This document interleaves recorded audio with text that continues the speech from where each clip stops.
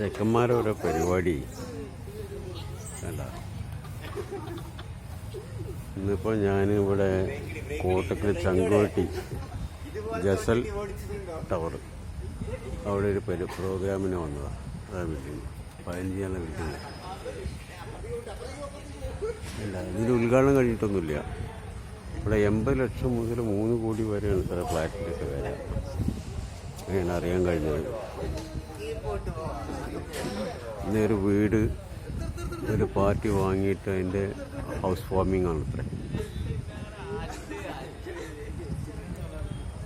എന്തല്ലേ